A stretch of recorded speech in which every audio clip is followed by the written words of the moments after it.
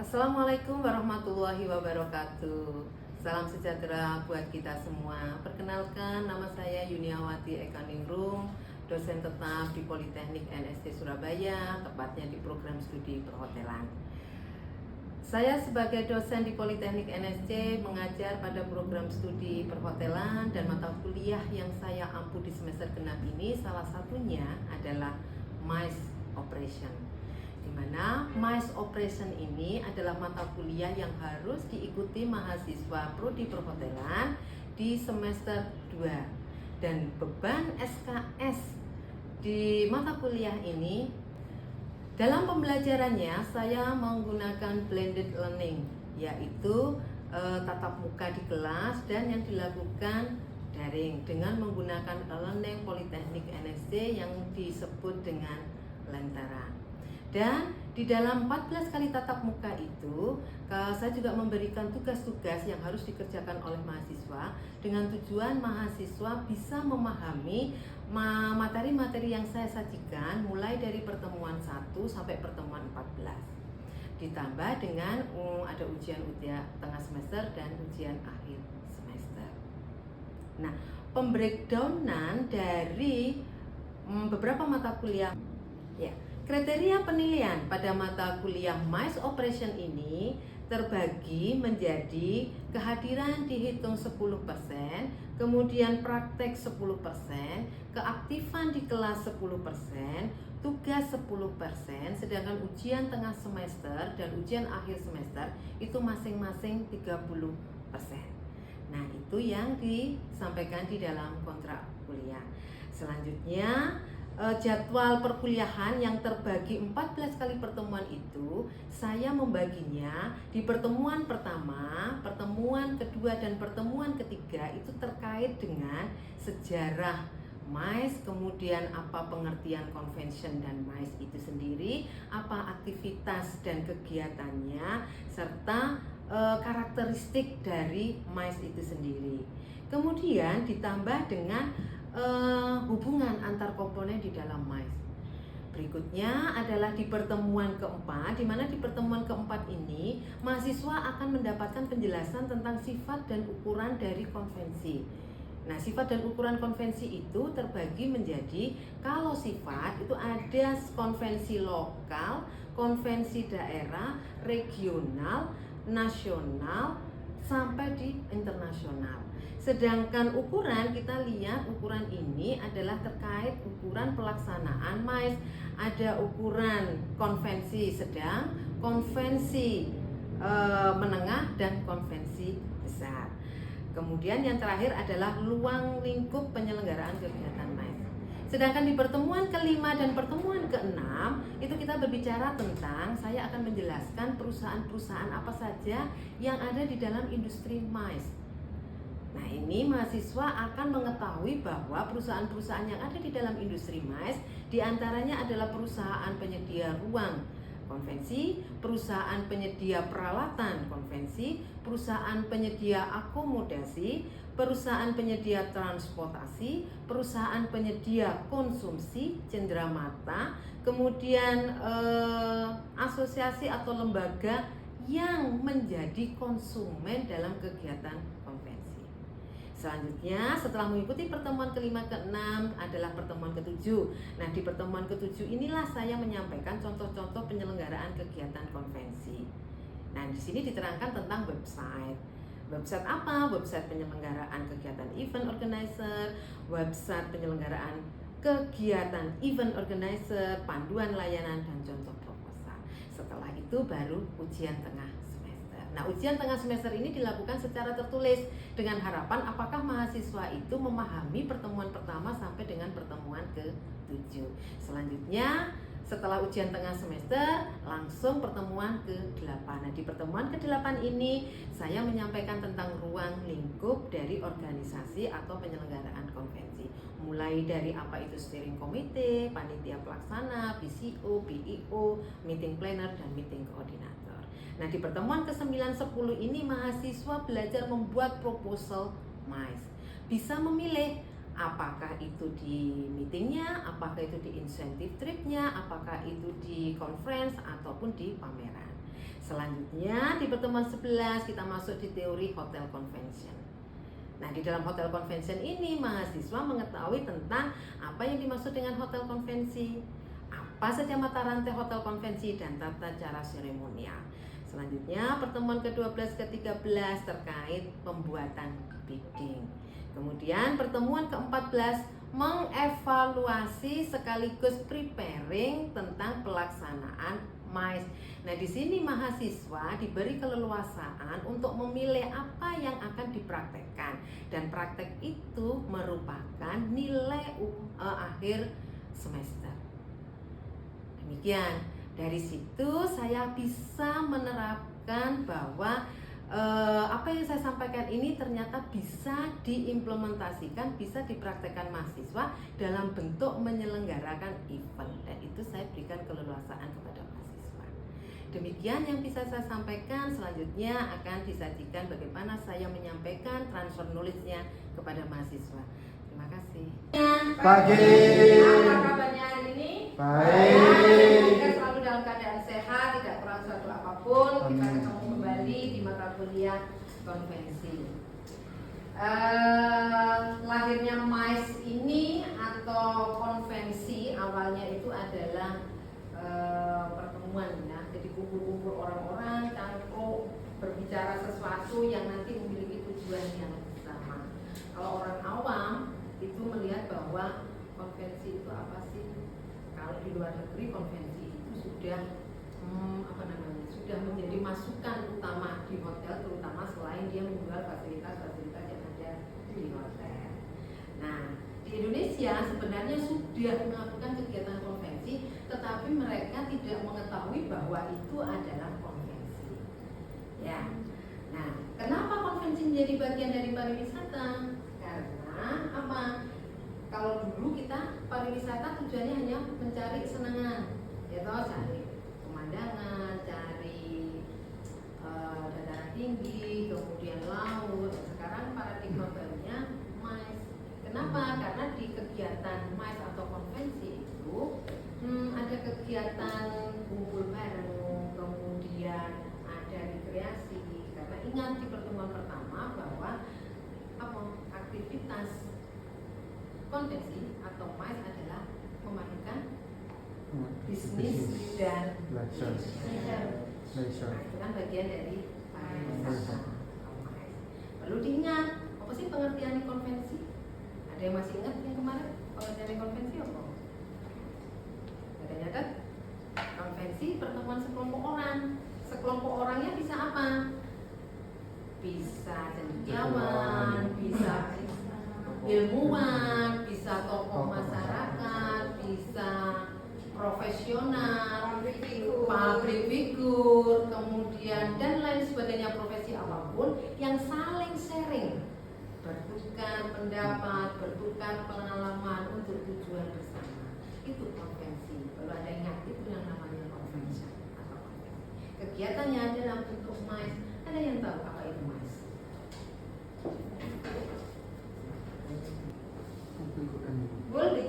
Meeting, oke. Ininya incentive trees, ya toh. Kemudian conference atau konvensi sama, dan yang terakhir adalah exhibition. Ya, inilah, dan ingat bahwa aktivitasnya adalah memadukan bisnis dan leisure. Nah, makanya dinamakan apa? Ini menjadi bisnis besar atau biasa disebut dengan big business. Kenapa? Yang melibatkan banyak orang, ya kan? Kemudian masuk di bidang pariwisata. Sekarang kalau orang mengadakan pertemuan itu selalu mencari tempat yang ada destinasinya, ya kan? Jadi ada meeting, ada insentif trip, ada conference, ada exhibition. Contoh meeting apa saja? Saya kasih clue pertama, seminar. Terus apa lagi? Debat, oke.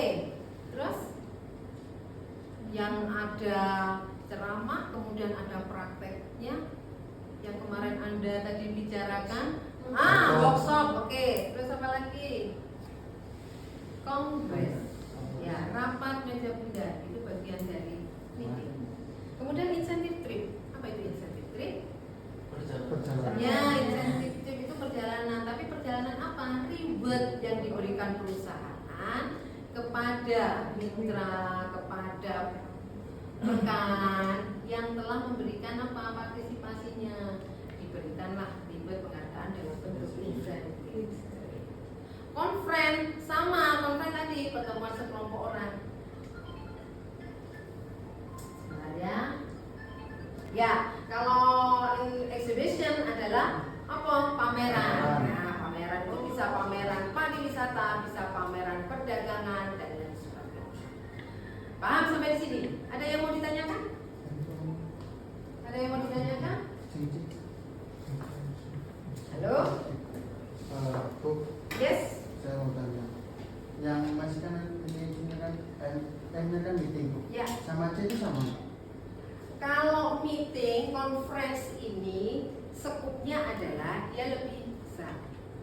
Ya, kalau meeting tadi jenisnya ada seminar, ada workshop, ada lokakarya, ada simposium, ada debat. Tuh, lebih rinci. Kan ada yang membedakan toh? Ya. Seminar sama workshop sama atau enggak? Beda. Beda di apa? Materinya. Ya, sama-sama pertemuan. Seminar juga pertemuan. Ya toh? Workshop juga pertemuan. Tetapi kalau seminar menampilkan topik-topik secara ilmiah. Kalau workshop ada yang disampaikan, ada juga yang dipraktekkan. Jadi pertemuan yang memberikan ilmu tapi juga ada praktek. Contoh folding napkin. Itu kan Anda mengarahkan, ya kan? Kemudian ada praktek, membuat jebakan macam-macam. Ya. Kemudian kalau tidak ada paham. Oke. Berikutnya mais. Nah, berbicara tentang industri mais, kita harus memahami karakteristik yang dapat memberikan pelayanan maksimal dan mengurangi komplain yang terjadi. Karakteristiknya apa saja? Satu, ingat-ingat bahwa jumlah peserta mais yang menghadiri itu cukup besar. Tuh karakteristiknya. Kemudian yang kedua, karakteristik yang kedua, status tingkat golongan dari peserta biasanya menengah ke atas. Mengapa demikian? Ingat tadi aktivitasnya bisnis. Nah, bisnis rata-rata menengah ke atas. Jadi karakteristik yang kedua adalah tingkat golongan pesertanya menengah ke atas. Itu perlu diingat. Oke, yang ketiga. Yang ketiga adalah biaya pengeluaran yang dikeluarkan jauh lebih besar, baik peserta maupun penyelenggara. Kemudian yang keempat, nanti ada kaitannya dengan yang keempat. Yang keempat apa? Menciptakan potensi kesempatan dan lapangan kerja yang baru jauh lebih besar. Kenapa begitu? Salah nggak apa-apa namanya belajar. Ada yang memberikan ungkapan. Kok jadi tempat untuk membuka lapangan kerja, Bu, kegiatan mais? Kenapa? Karena berkumpulnya orang-orang yang berbeda jabatan dan keluarga yang banyak, jadi bisa membangun relasi yang lebih banyak. Ya. Itu yang menciptakan lapangan. Oke, Mbak Rizka, ada yang mau menambahkan? Contoh, di Surabaya kan sering mengadakan yang namanya ulang tahun Surabaya ya, terus selalu mengadakan karnaval atau apa? Ini loh, mobil hias itu loh, yang berangkat dari Tugu Pahlawan sampai ke Wali Kota ya. Nah, itu kan melibatkan banyak orang, ya toh. Kemudian yang berdampak apa? Ada orang jualan makanan minuman, benar nggak? Kemudian transportasi, orang pada berbondong-bondong melihat itu. Nah, itu dikatakan bahwa peluang. Itu kalau dari segi karnaval. Kalau pameran peserta misalkan di Jatim Expo, jumlahnya peserta ada sekitar 60-an. Ya sih gawe booth ya. Nah, kan gak ada orang lagi toh masang lightingnya. So, makanya peluang lapangan kerja. Kemudian berikutnya karakteristik berikutnya sebagai media promosi yang efektif. kok jadi media promosi efektif? Karena di bahasa itu pasti banyak pemilihannya, jadi banyak yang melihat untuk instansi, misal di Pampayan kan banyak banget produk kita itu nanti ada yang tertarik terus dia menyebar ke teman-temannya, Ya. ke keluarganya. Betul. Contoh yang benar lagi, yang lebih faktanya ada seminar di hotel. Nah, ada seminar di hotel kan kesempatan untuk promosi efektif dong. Ya. Dengan apa? Menyediakan apa? Terus gak usah menurut sing tipis itu, tapi ketok elegan sama ballpoint atau pensil yang ditulisi nama hotel, logo hotel. Promosi. Kebetulan seminarnya bersifat nasional. Lah, orang yang datang kan dari Sabang sampai Merauke.